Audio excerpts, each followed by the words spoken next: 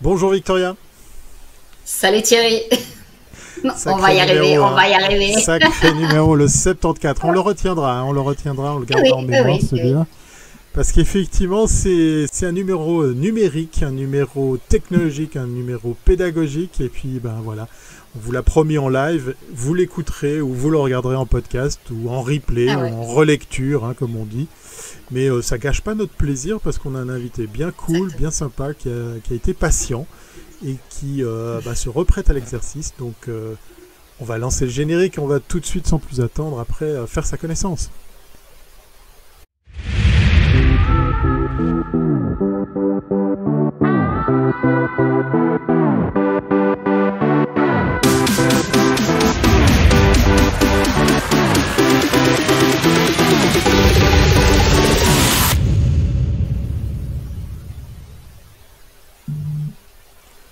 Alors, Victoria, de qui s'agit-il? De qui se cache dans le studio comme invité pour ce numéro 74 de Come in Mag Live? Attends, d'abord je vais parler de quoi? Parce qu'on va parler de l'école 42. Donc c'est la première formation en informatique entièrement gratuite qui est ouverte à tous, à toutes et tous, sans condition, ça c'est rare, sans diplôme et accessible dès l'âge de 18 ans. Donc la pédagogie de cette école, elle est basée sur le peer-to-peer learning. Notre invité nous en parlera. Et en 2013, donc cette école a été créée à l'initiative de Xavier Niel, qui aujourd'hui a spreadé ce concept dans 19 pays. Et pourquoi on en parle aujourd'hui? C'est parce qu'il y a une actualité, parce qu'évidemment la Suisse peut-être sera le 20e, et enfin va être le 20e, parce que je pense qu'en juin-juillet ça va être bon. Et c'est Serge Raymond qui était l'ancien directeur de Tamedia en Suisse romande, qui a pris son bâton de pèlerin de manière totalement bénévole, il tient, pour trouver des investisseurs nécessaires pour créer cette école à Lausanne. Alors aujourd'hui, on reçoit le premier directeur et le nouveau directeur de cette école 40, Christophe Vanière. Bonjour. Bonjour. Bonjour Salut Christophe. Bienvenue à Salut. bord. Merci Voilà. d'avoir fait preuve d'autant de patience pour m'accueillir aujourd'hui. Tu vois, il faut jamais faire ça avec un petit mobile. Donc voilà, écoute, on va démarrer avec la première virgule, comme ça on va démarrer notre interview.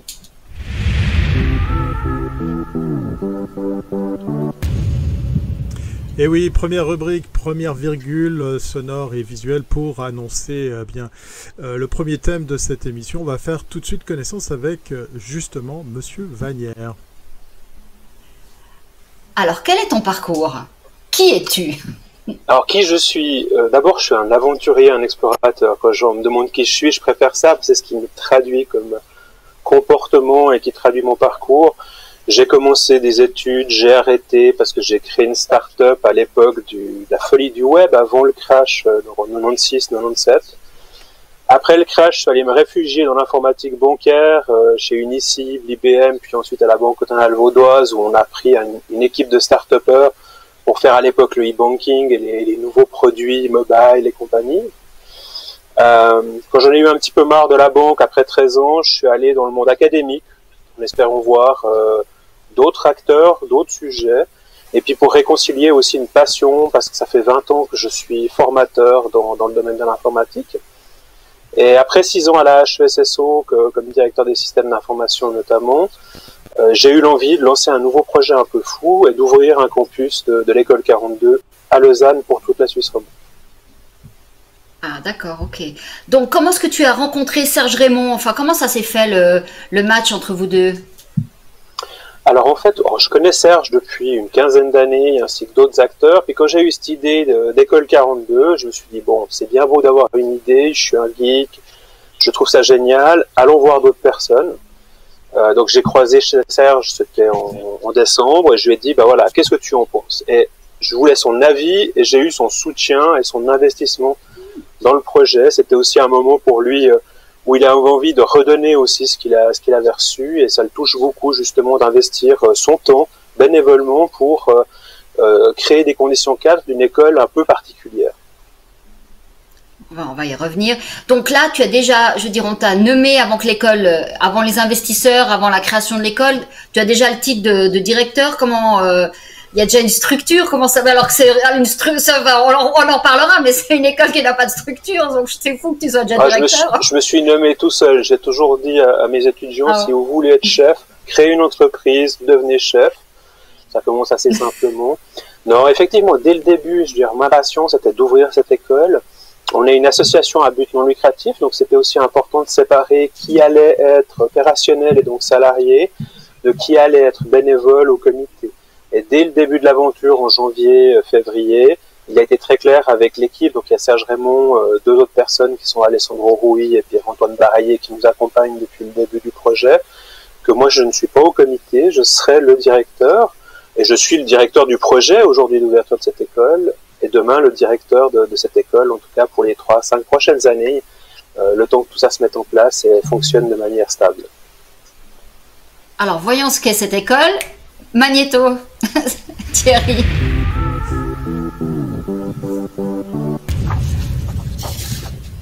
Et oui, on l'avait dit dans la tentative de live de tout à l'heure, que c'était un sujet super intéressant. Et puis la question là qu'on a envie de poser à notre invité, c'est l'école 42, comment ça marche? C'est aussi surtout l'occasion de refaire connaissance avec cette école. Alors justement, qu'est-ce qu'elle a de particulier dans son mode de fonctionnement? À qui elle s'adresse? Pourquoi cette idée qu'a eu M. Niel de la lancer? Tu as peut-être des éléments de réponse à partager avec nous, peut-être? Alors peut-être, effectivement, d'abord on va parler de disruption, mais ça on en parle dans plein de domaines. Là on est dans le mode de l'éducation. On a une école sans prof. C'est le premier facteur disruptif, c'est qu'on n'a pas quelqu'un qui est un sachant, qui va expliquer à des élèves comment ça fonctionnait avant. Donc ça c'est vraiment le premier changement. Maintenant il faut bien que les étudiants apprennent. Et pour ce faire, on a remplacé en fait le prof traditionnel par deux choses. Le gaming, c'est-à-dire un environnement de jeu qui permet de créer du challenge, de la motivation. Et puis le peer-to-peer learning, c'est-à-dire ce qu'on vit dans les entreprises. Je disais que je viens du monde start-up. Quand on avait un projet avec une nouvelle technologie, on disait oui, on y va, on connaît. Puis après, on retournait au bureau, on disait bon, comment on fait?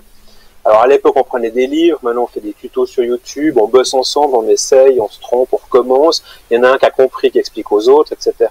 Donc c'est ce principe-là du peer-to-peer learning, avec du gaming pour créer cette motivation, parce que ce qui est important dans l'apprentissage, c'est d'avoir envie d'apprendre. Quand on apprend un truc et qu'on ne sait pas pourquoi, bon, peut-être qu'on peut le réciter 2-3 semaines après pour un test, mais franchement, ça ne rentre pas toute notre vie. Et là, ça change quand même radicalement les choses. Ça, c'est le premier groupe de changement. L'autre facteur, c'est que c'est une école qui est ouverte à tout le monde. Alors quand je dis ça, c'est que n'importe qui a 18 ans peut venir faire le test d'entrée dans cette école. Alors on ne prendra pas n'importe qui, on prendra des gens qui ont réussi d'abord un test en ligne qui dure 2 heures, ensuite qui ont survécu à 4 semaines de ce qu'on appelle la piscine, c'est-à-dire c'est une version abrégée de l'école, mais que vous ayez fait boulanger, informaticien ou que vous ayez un tout autre parcours, ça nous est complètement égal du moment où vous avez les compétences pour devenir développeur. Mais alors, je comprends très bien là, ce process d'apprendre avec ses pairs, mais je veux dire, il y a quand même comment dire, une charte pédagogique, il y a quand même une évolution. Enfin, je veux dire, il y a quand même des cours où il y a une finalité. Comment la structure pédagogique, elle est conçue? Alors effectivement, il y a une équipe pédagogique à Paris qui construit le jeu en fait. Parce qu'en fait, c'est dans le jeu qu'on va trouver les projets, les quêtes, les challenges qui vont nous permettre de progresser. Il y a un certain nombre de compétences qui sont recherchées et chaque exercice ou projet va développer au moins 3 compétences. Et on va s'assurer dans le parcours des élèves, des étudiants, que les différentes compétences sont remplies, que ce soit des compétences bien évidemment techniques, mais surtout des compétences sociales, de soft skills, de travailler ensemble, de créativité et de motivation. Alors quand on voit les vidéos, je sais pas si Thierry tu arrives à la passer, on voit la partie piscine que tu nous avais envoyée, on voit évidemment ils sont entre eux, donc il n'y a pas d'étudiants, il n'y a pas de professeurs, donc cette partie apprentissage social, elle est très bien pour le monde de la start-up, mais est-ce que c'est bon pour le monde de l'entreprise après, quand on a vécu une telle expérience? Est-ce qu'on arrive à les recaser dans des départements digitaux ou voilà, dans une entreprise comme tu nous parlais de la banque avant, est-ce que c'est facile à réintégrer ce monde-là? Alors, pour les entreprises qui sont aujourd'hui en train de changer le marché, oui, parce que c'est des entreprises qui ont vraiment ces profils-là et cet esprit-là. Pour des entreprises plus classiques, moi j'ai eu des discussions, on parlait de la banque typiquement, où ils me disaient mais est-ce que ces gens vont s'intégrer dans notre mode de fonctionnement? La réponse elle est simple. La question elle est mal tournée, c'est est-ce que vous allez vous adapter au nouveau monde duquel eux viennent? Et on forme des barbares qui viennent disrupter le marché, c'est ça qu'on forme clairement. Au bout d'un moment, s'ils rentrent dans une banque, au bout de 5-6 ans d'un salaire d'informaticien en banque, je peux en parler, c'est bon, on se range. Donc voilà, ça c'est possible. Mais nous, on vous fournit des barbares. Après, si vous voulez les civiliser, c'est votre choix. Peut-être un retour sur la genèse de cette école. Je ne sais pas si tu as eu l'occasion d'ailleurs de rencontrer Monsieur Niel. C'était quoi sa toute première motivation que de donner vie à cette école? C'était quoi les principaux éléments qui l'ont motivé à donner vie à 42? Alors, il faut savoir qu'il y a deux genèses. Il y a la genèse de la pédagogie qui est utilisée par 42, qui vient d'une autre école qui s'appelle Epitech. Ça fait 25 ans qui formait des informaticiens avec cette logique-là, la piscine, tout ce qu'on connaît dans 42. Et quand Xavier Niel, que je n'ai pas rencontré pour l'instant, mais quand Xavier Niel a découvert ça, il a dit mais c'est génial, moi j'ai un vrai besoin dans mes différentes entreprises et dans l'écosystème numérique français de développeurs, et je vais créer un effet de levier en ouvrant une école qui forme beaucoup plus de personnes que ce qu'on était capable de former Epitech à ce moment-là. Et c'est ça la genèse de l'école 42 en 2013, qui ensuite s'est répliquée en 2016 à Fremont en Californie. Et depuis 2018-2019, ça se multiplie, d'abord avec d'autres noms, 1337, 19, Hive ou Codam. Et depuis maintenant une année, avec des 42 Rio, 42 Tokyo, et 42 Lausanne en été 2021. Et que deviennent ceux qui sont sortis de la formation? Il y a des statistiques, on sait quel type de job ils prennent, ou ils créent plutôt leur boîte, ou ils rentrent plutôt en entreprise. C'est quel type de profil? Ces barbares, ils deviennent quoi? Alors, on peut parler un peu de Paris, parce qu'effectivement, il y a plus d'historique sur cette partie-là. Ce qu'on sait, c'est qu'il y a un taux d'emploi à la sortie de 100% ou quasiment 100%, ce qui est déjà assez exceptionnel dans l'environnement qu'on connaît chez les jeunes aujourd'hui en Europe. Beaucoup créent leur propre entreprise. Il y a eu 400 startups créées par des ex-42 à Paris, ce qui n'est pas rien, même si on certifie à Paris 1000 développeurs chaque année à peu près. Et derrière, alors, ils vont être aussi bien dans du développement, dans des startups que dans des grandes structures, ou vont faire autre chose, parce qu'il y a toujours 20% des gens qui ont d'autres compétences et qui se retrouvent à faire de la gestion de projet, qui vont se retrouver à faire d'autres jobs. Voilà, c'est ce que je peux dire aujourd'hui. Ce qu'on voit par contre, par rapport à d'autres modèles qu'on connaît ici dans le monde académique, on a des gens qui ont envie de faire du développement et qui le font de manière en tout cas durable, parce que c'est vraiment un choix de départ. On a une école qui forme des développeurs et qui vont le faire avec plaisir pendant plusieurs années. Dans ce gaming où on propose ces tests, disons cette formation, aujourd'hui, qui sont les personnes qui proposent le contenu, et puis vers quelle technologie aujourd'hui on forme plus ces développeurs?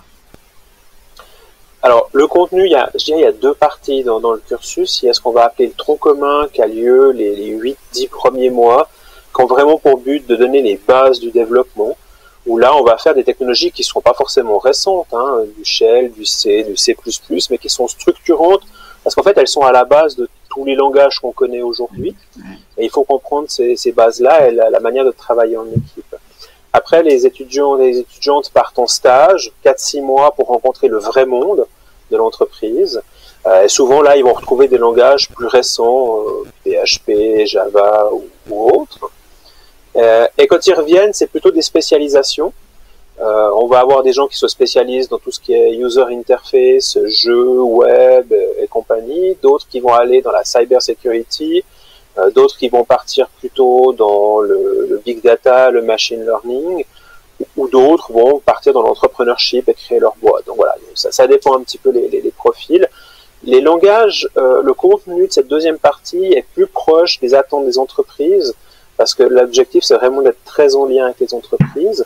Et d'ailleurs, c'est la deuxième partie qu'on peut customiser dans les différents cursus, dans les différents campus, avec les besoins locaux. Par exemple, on a annoncé un partenariat avec la Romande Énergie, où on a envie de mettre le focus sur ce qu'on va appeler le développement durable, au sens comment développer aujourd'hui, coder, en tenant compte des enjeux de la durabilité et de l'écologie.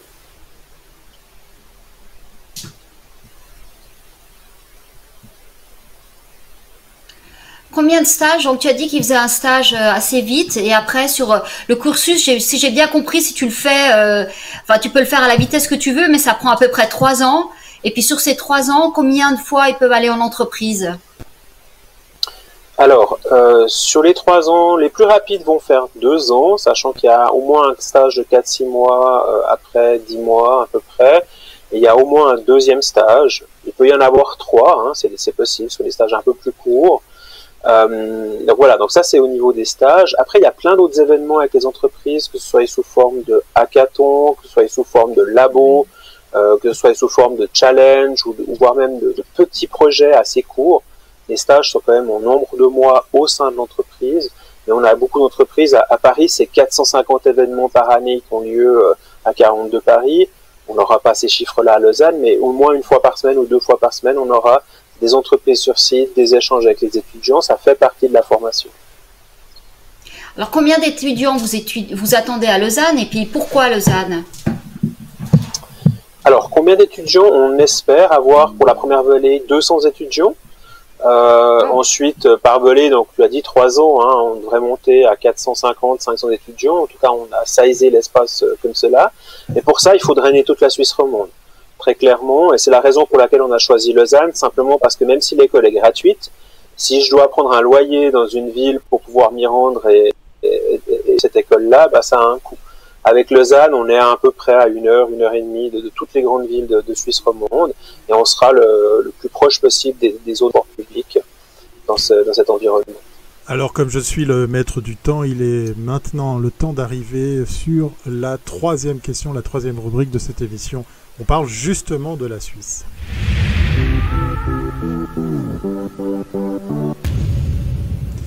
Et oui, parce qu'effectivement, on l'a vu en préambule et dans le début de cette émission, on a parlé de 42 à Paris, ça s'est dupliqué, ça s'est répercuté dans d'autres pays, mais c'est quand même un peu étonnant, hein, Victoria, de voir 42 arriver en Suisse, parce que la Suisse, le niveau de vie, les coûts et tout ça. Alors, la question qu'on a envie de te poser, Christophe, justement, est-ce que ça va être plus difficile? Est-ce que ça va coûter plus cher? Est-ce que ça va être plus compliqué à mettre en place avec la configuration de notre pays?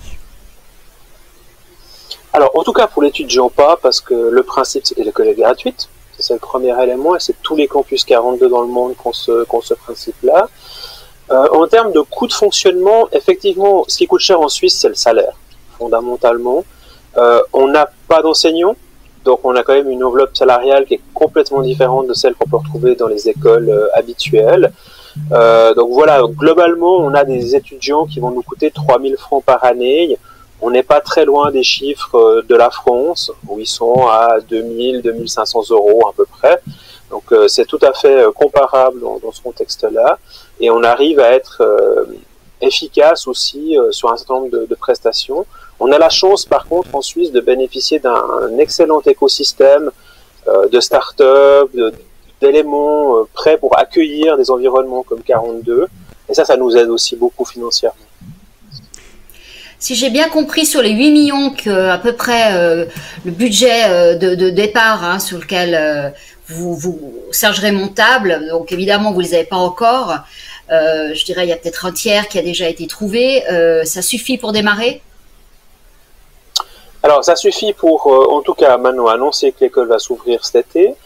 Honnêtement, on doit encore trouver, en tout cas, 2 millions, sachant que les 8 millions, c'est pour les 5 premières années de fonctionnement, mais les mécènes ne nous donnent pas un chèque en blanc, hein, ils vont verser chaque année. Il y a des mécènes des fondations qui soutiennent pour le lancement. Donc voilà, donc effectivement, on cherche, et encore aujourd'hui, on était chez les entreprises actives dans le numérique pour discuter avec elles, pour qu'elles rejoignent le projet. Et ce qu'on souhaite faire, c'est d'avoir un ensemble de partenaires qui représentent l'écosystème de Suisse romande et quelque part qui disent aussi aux étudiants, nous on a besoin de vous, venez faire cette école parce qu'on a besoin de développeurs, parce qu'on a besoin de ce type-là de développeurs. Et ça, c'est un challenge, hein, honnêtement, on doit rencontrer beaucoup de monde, mais en même temps ça permet d'être connecté à la réalité du terrain.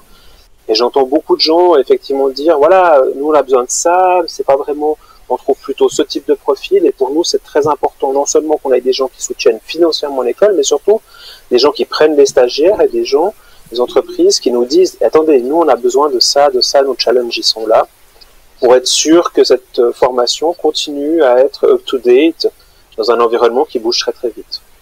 Alors je sais pas si Christophe, tu as un lien avec les autres 42 dans le monde, comme celui de Paris. Est-ce que ça a été plus difficile ou tu ressens plus de difficultés pour justement embrasser, fédérer tout ce petit monde de partenaires, de partenariats, de sponsors que les autres pays, ou c'est un peu kiff-kiff parce qu'on a l'impression en Suisse que, moi j'aime bien le dire, on n'a pas assez faim, on n'est pas là à aller chercher un peu plus que nos voisins, ne serait-ce que les Français. Est-ce que c'est un constat que tu partages ici ou pas? Alors, je connais pas tous les campus 42, mais effectivement, ce qu'on voit, c'est qu'il y a des campus qui ont un mécène qui est devenu un milliardaire du numérique. C'est le cas de Paris, c'est le cas de d'autres, notamment la Russie. Il y a des campus où il y a des grandes entreprises derrière, comme c'est le cas au Maroc ou en Espagne. Maintenant, comment ça s'est fait, je n'ai pas forcément l'histoire, mais effectivement, il a bien fallu les convaincre à un moment donné sur des sommes qui sont plus importantes.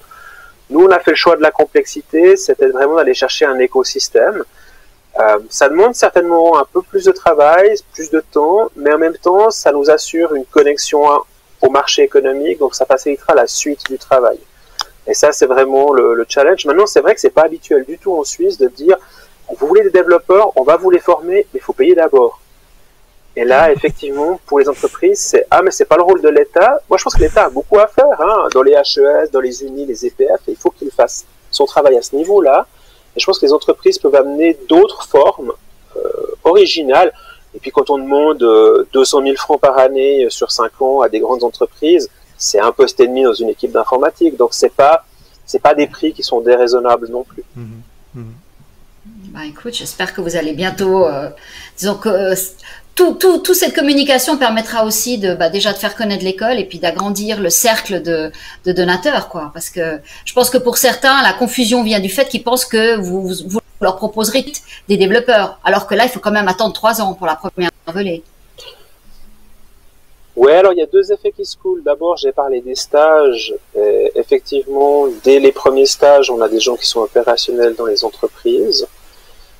Et ensuite, le fait de soutenir 42, on l'a vu, hein, dès qu'on communique sur LinkedIn, etc., il y a plein d'ex-42 qui nous contactent, et on a déjà eu des feedbacks des entreprises qui nous soutiennent en disant, il y a déjà des développeurs qui viennent taper à nos portes parce qu'ils voient qu'on soutienne 42. Donc ça peut, j'ai envie de dire, le retour sur investissement, c'est pas le but en soi, mais le retour sur investissement, il peut venir très vite parce qu'il y a plein de développeurs 42 aujourd'hui sur le marché. On sait que le Covid a créé des dégâts, donc il y a des gens malheureusement disponibles. Et ils voient que des entreprises soutiennent la démarche en Suisse. Et ils peuvent être de Paris ou de Lyon et ils viennent taper à la porte et ça fait des ressources compétentes directement pour les entreprises en attendant que les nôtres arrivent sur le marché. Ah bah voilà, c'est super. On peut passer à la dernière rubrique, Thierry. Oui, la dernière rubrique qui est voilà, la rubrique qu'on aime bien, c'est la question à la...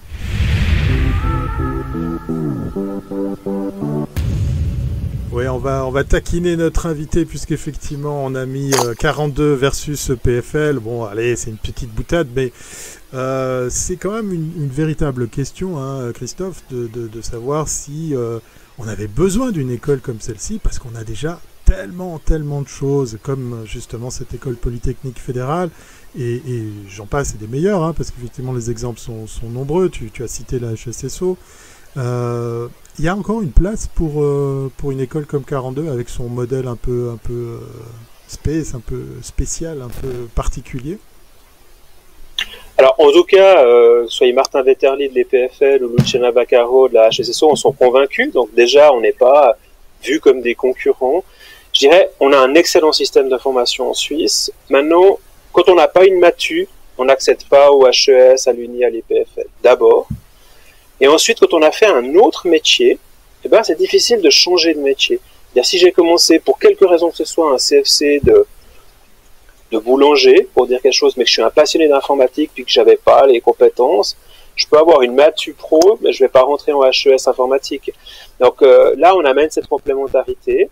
Et puis, il y a un autre modèle pédagogique où on n'a pas un prof qui nous explique toute la journée, et puis on va faire des TP après. On a les TP, puis quand on comprend pas, on va poser la question aux copains. Donc voilà, ça change, et effectivement, c'est le côté complémentaire. Maintenant, il faut qu'il y ait de la diversité. Qu'une école 42, ça serait pas bien non plus. Il faut justement ces différents modèles qui complètent les attentes des entreprises et les capacités des différentes étudiants, parce que tout le monde n'est pas fait pour l'école 42 non plus. Alors justement, parce que on le voit, on va redécouvrir les images justement de Paris. On voit beaucoup de jeunes, on voit beaucoup de profils assez typés. Est-ce que c'est aussi une école qui peut s'ouvrir à, justement avec ce qui s'est passé avec la crise, pourrait s'ouvrir à d'autres profils, on va dire un peu plus âgés, pour par exemple, tu prends l'exemple du boulanger, permettre une reconversion. On n'arrête pas de dire effectivement sachez coder et vous pourrez vous créer un métier. Est-ce que l'état d'esprit, le modèle de 42 se prêterait à ça pour quelqu'un d'un peu plus senior ? Alors, il se prête très clairement à ça. Depuis une année et demie maintenant, l'école 42 à Paris et partout dans les écoles a supprimé la limite supérieure d'âge qui était avant à 30 ans. Donc maintenant, on peut commencer l'école à 45 ans si on veut. Et il y a des gens qui font ça. L'avantage, c'est que l'école, on va au cours quand on veut, vu qu'il n'y a pas des cours avec un prof. On peut aller faire ça le week-end, le soir, au rythme qu'on veut. Il y a une petite pression, bien évidemment. On parle souvent, je prends un exemple très concret, il y a plein d'informaticiens au chômage aujourd'hui en Suisse. C'est hallucinant, parce que simplement, ils sont plus adaptés aux attentes actuelles. Et effectivement, quelqu'un qui a 10, 15, 20 ans d'informatique, s'il vient faire l'école 42, il va faire un refresh assez rapide, parce qu'il va passer très vite à son nombre d'étapes, puis tout d'un coup, il va découvrir les étapes où il doit justement progresser. Ça, c'est dans le cursus normal. Après, il existe des expériences en France ou dans d'autres pays, avec des cursus adaptés. Ça sera un sujet, bien évidemment, une fois que l'école sera ouverte dans notre contexte. Mais il y a différentes possibilités qui existent pour réutiliser le concept, l'adapter en fonction des besoins, des attentes dans ce contexte-là. Donc, en tout cas, notre objectif, c'est d'ouvrir la porte à tout le monde. Qu'on ait un papier, quelle que soit notre couleur, notre genre, on aimerait avoir beaucoup de femmes, c'est très important pour nous, parce que ça amène vraiment une différence de point de vue, une richesse et une créativité aussi. Et ça nous semble vraiment un élément clé pour la réussite, non seulement de l'école, mais la réussite de l'environnement numérique en Suisse romande et dans le monde. On arrive bientôt au terme de cette émission. J'ai encore une question pour toi. C'est amusant, hein, parce que tu as parlé de venir à l'école. Donc c'est, pour rappel, un lieu en présentiel. Hein. On l'a vu, les images ont vraiment beaucoup tourné sur Internet. Cette alignée d'iMac comme ça au kilomètre, avec les sacs de couchage dessous le bureau pour rester sur place. À quoi ça tient de choisir cette façon de faire ? Est-ce que c'est l'accès aux ordinateurs pour justement permettre cette gratuité, hein, on la rappelle ? Est-ce que c'est fédérateur parce que tout le monde se retrouve à cet endroit et on peut, comme tu disais, échanger ? Est-ce que c'est parce que c'est les contenus qui sont délivrés, c'est plus pratique de les trouver dans une salle de classe physique ?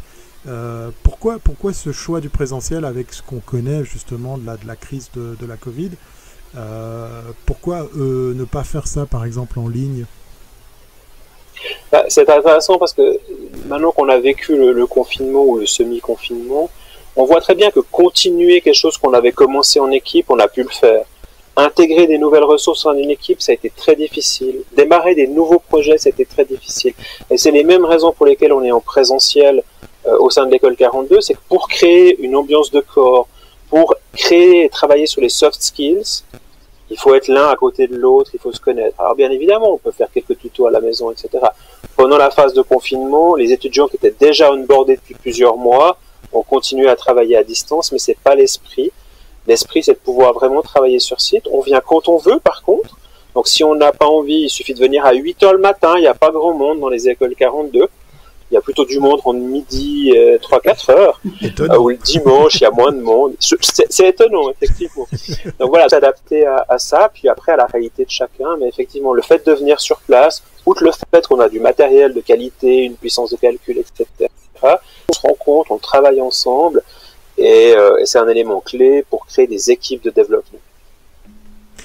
Christophe Wagnard, le directeur de l'école 42, une affaire à suivre de très très près. On te remercie pour cet échange et nous, on se réjouit ici à Commune Mag Live de voir la suite, puisqu'effectivement, il reste que quelques millions à trouver.